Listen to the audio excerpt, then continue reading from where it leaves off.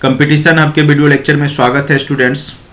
और आज का जो टॉपिक है वो प्राचीन इतिहास के अंतर्गत समुद्रगुप्त यानी गुप्त काल का टॉपिक है। गुप्त काल के दो क्वेश्चंस मैंने आपको बताया था कि बार बार पूछे जाते हैं। एक तो गुप्त काल के स्वर्णिम युग था, उसकी समीक्षा करें, और दूसरा कि समुद्रगुप्त की जो विशाल साम्राज्य जो उसने स्थापित किया था वह किस प्रकार से किया था, या क्या किस प्रकार से जो है साम्राज्य का निर्माण किया है समुद्रगुप्त ने, तो उसके बारे में जो है स्पष्ट कीजिए, उसकी व्याख्या कीजिए। इस तरह के क्वेश्चंस पूछे गए हैं प्रीवियस ईयर में। तो इस वर्ष गुप्त काल के क्वेश्चन आने की संभावना ज़्यादा है, इसलिए आप गुप्त काल के हर एक तरह के प्रश्न को अपने सभी आयामों में आप क्लियर कर लेंगे, जिससे कि अगर यहाँ से क्वेश्चन आता है तो आपके छूटे नहीं। चलिए, और आपको मैं जानकारी की बात बता दूं, अगर आप कोर्स करना चाहते हैं तो अभी मात्र 2500 में पूरा कोर्स करवाया जा रहा है, और यह आपके लिए बहुत ही महत्वपूर्ण हो जाएगा क्योंकि आपके पास बहुत ही कम समय बचा है और सिलेबस इतिहास का सबसे बड़ा होता है, सभी ऑप्शनल से भी बड़ा। आप देखेंगे सभी ऑप्शनल में सबसे बड़ा सिलेबस हिस्ट्री का ही है।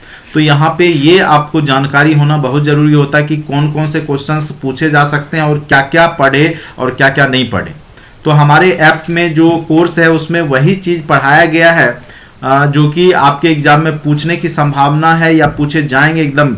तो चूँकि हम लोग का भी एक्सपीरियंस है, तो उसके आधार पे हमने जो पढ़ाया है आपको और जो बताया है ऐप के माध्यम से, तो वो आपके लिए महत्वपूर्ण हो जाएगा। एक बार आप भरोसा करें और उसको आप बाय करें और अच्छे से उसको रीड करें। जो भी नोट्स है, जो भी पीडीएफ मैंने दिया है उसमें उसको पढ़ें। आपके ऑप्शनल बहुत ही अच्छे जाएंगे, इसमें कोई शक नहीं है। चलिए, अगर ये आपको लेना है तो आप डिस्क्रिप्शन बॉक्स में जो लिंक दिया गया है ऐप डाउनलोड करके आप बाय कर लें। चलिए, तो आज का जो टॉपिक है वो है समुद्रगुप्त। समुद्रगुप्त ने किस प्रकार से एक विशाल साम्राज्य का निर्माण किया वह स्पष्ट कीजिए। तो अब स्पष्ट करना है तो उसमें सबसे पहले समुद्रगुप्त की भूमिका देंगे। तो आपको पता ही होगा कि गुप्त काल में जैसे श्रीगुप्त ने गुप्त वंश की स्थापना की थी, चंद्रगुप्त प्रथम जो है प्रथम उसका प्रतापी शासक होता है, फिर चंद्रगुप्त प्रथम के बाद यहाँ पे आपको समुद्रगुप्त दिखाई देता है। तो समुद्रगुप्त जो है उसको भारत का नेपोलियन भी कहा गया है कई इतिहासकारों के द्वारा। तो ये सब भूमिका में आप समुद्रगुप्त के बारे में लिखेंगे कि समुद्रगुप्त 330 से 380 ईस्वी को प्राचीन भारत का सबसे महान विजेता माना जाता है, क्योंकि उसने उत्तर भारत और दक्षिण भारत दोनों को विजय किया था। हर्षवर्धन ने सिर्फ उत्तर भारत को विजय किया था, लेकिन समुद्रगुप्त ने उत्तर और दक्षिण भारत दोनों को विजय किया था। इसीलिए इसको सबसे महान विजेता के रूप में माना जाता है। वह एक साम्राज्य निर्माता ही नहीं वरन एक दूरदर्शी, कुशल राजनीतिज्ञ, कला प्रेमी और साहित्य प्रेमी भी थे। क्योंकि अगर आप देखेंगे कि समुद्रगुप्त का बीना बजाते हुए सिक्के पे दर्शाया गया है, इस बात का सूचक है कि वो कला प्रेमी था। ठीक है, तो ये भी आप एक दो लाइन लिख देंगे कि समुद्रगुप्त सिर्फ साम्राज्य निर्माता के रूप में ही नहीं जाने जाते हैं, बल्कि कला प्रेमी, साहित्य प्रेमी, दूरदर्शी, कुशल राजनीतिज्ञ, सभी रूप में इनको देखा जा सकता है या देखा जाता है। उसने संपूर्ण भारत में एक विस्तृत एवं व्यापक विजय अभियान कर छोटे गुप्त राज को क्या किया कि एक विशाल गुप्त राज में कन्वर्ट किया। ठीक है, उसने संपूर्ण भारत में एक विस्तृत एवं व्यापक विजय अभियान कर छोटे से गुप्त राज्य को एक विशाल साम्राज्य में परिवर्तित कर दिया। यही कारण है कि जहां एरन अभिलेख में उसे पृथ्वी के सभी राजाओं को हराने वाला कहा गया है, वहीं विंसेंट स्मिथ ने उन्हें या उसे प्राचीन भारत का नेपोलियन कहकर उसकी वीरता का वर्णन किया है। जैसे जिस प्रकार से आप फ्रांस की क्रांति में आप देखेंगे, उसके बाद नेपोलियन बोनापार्ट की जो भूमिका होती है, उसने भी बहुत सारे क्षेत्र को मिलाकर के फ्रांस का एकीकरण किया था।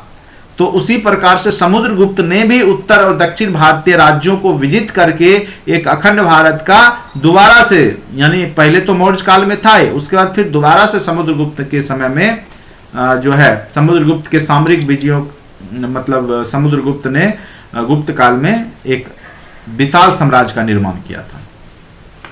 समुद्रगुप्त के सामरिक विजयों का वर्णन हमें हरिसेन का प्रयाग प्रशस्ति अभिलेख, ये कई बार क्वेश्चन प्री में भी पूछा गया है कि प्रयाग प्रशस्ति अभिलेख किस शासक के बारे में है, तो समुद्रगुप्त के बारे में। और उसके प्रयाग प्रशस्ति के लेखक कौन है, जो रचयिता कौन है प्रयाग प्रशस्ति, तो हरिसेन। उसमें उन्होंने सामरिक विजयों के बारे में, समुद्रगुप्त का जो साम्राज्य विस्तार है उसके बारे में किस प्रकार से उन्होंने किया है उसके बारे में लिखा है। उसने दूरदर्शिता अपनाते हुए परिस्थितियों के अनुसार, यानी एक ये दूरदर्शी भी शासक थे, तो जैसा जिस राज्य के साथ परिस्थिति बना उसके अनुसार राज्य के लिए नीति बनाया और उसने भिन्न भिन्न क्षेत्रों में विजय अभियान किए तथा अलग अलग नीतियों के माध्यम से वहां पे शासन किया। ऐसा नहीं है कि सबके लिए एक ही नीति अपनाता था, जैसा उनको लगता था, जैसा समुद्रगुप्त को लगता था कि इसके माध्यम से यहाँ पे शासन करना आसान है, तो उस नीति के माध्यम से वो शासन करते थे। इसलिए समुद्रगुप्त यहाँ पे महत्वपूर्ण हो जाते हैं साम्राज्य निर्माता के रूप में। अब देखिए प्रयाग प्रशस्ति अभिलेख जो हरिसेन के द्वारा लिखा गया है, तो उसके दरबारी कवि हरिसेन द्वारा, वो इन्हीं के दरबार में रहता था, समुद्रगुप्त के दरबार में ही, और उसकी विजय और नीतियों पर प्रकाश दिया जो निम्न है। तो सबसे पहले जो आर्यावर्त जो उत्तर भारत है, ठीक है, तो मैप भी आप बना सकते हैं अगर आपको लगे कि बनाना चाहिए। तो ये जो उत्तर भारत है, तो उत्तर भारत के जो 9 राज्य हैं आर्यावर्त को इसने किस प्रकार मतलब जीत करके कौन सी नीति अपनाई, इन्हें जीतकर पूर्ण रूप से गुप्त साम्राज्य में मिला लिया। इसको तो पूरे अच्छे से गुप्त में मिला ही लिया और इसमें राज पर सभ्योधरण की नीति अपनाई। ठीक है, राज पर सभ्योधरण की नीति यहां पर अपनाई और यानी उसको पूरे अच्छे तरीका से राज्य में मिला लिया। ठीक है, अब आ जाइए दक्षिणापथ के जो दक्षिण भारत है उसके 12 राज्यों को, तो 9 राज्य 12 राज्य याद रखिएगा, इनको हराकर अधीन में लाकर पुनः मुक्त कर दिया गया। इसको अधीन में किया लेकिन इसको स्वतंत्र कर दिया गया और ग्रहण मोक्षानुग्रह की नीति अपनाई। ठीक है, यानी इसको समय समय पर जो है वह कर देने के लिए बुलाता था, इसको जीत करके इसको स्वतंत्र छोड़ दिया था। बस जब इसको बुलाता था तो वहां पे यहाँ पे हाजिरी देने के लिए इन लोग को आना पड़ता था। तो इस नीति को कहा गया ग्रहण मोक्षानुग्रह की नीति। ठीक है, अब आ जाइए 8वीं राज्य जो जंगली राज्य थे, जबलपुर से राजमहल की पहाड़ियों के बीच में, तो उसको जीत करके दास बना लिया गया जिसको परिचारिकाकृत नीति कहा गया।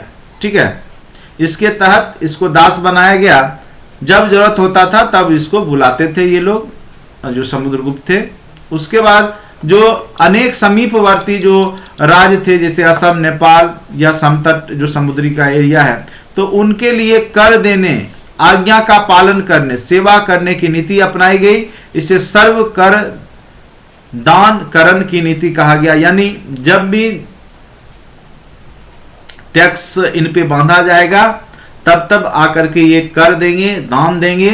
ठीक है, इस प्रकार से इन्होंने जो है अलग अलग नीति अपनाई। पर नाम आगमन, यानी प्रणाम करने के लिए उनको जब जब ये इनका बुलावा आएगा समुद्रगुप्त का, तो ये सब लोग आकर के उनके आज्ञा का पालन करेंगे, सेवा करेंगे और जो कर ये निर्धारित करेंगे वो देंगे। ठीक है, तो इस प्रकार से इन्होंने चौथा नीति। उसके बाद 5वां जो है विदेशी राज शक, कुषाण, मरुंड और सिंघल जो श्रीलंका है उसके साथ विदेशी राज्यों के लिए गरुड़ मुद्रा अंकन, दरबार में उपस्थित उपहार एवं कन्या देने की नीति अपनाए।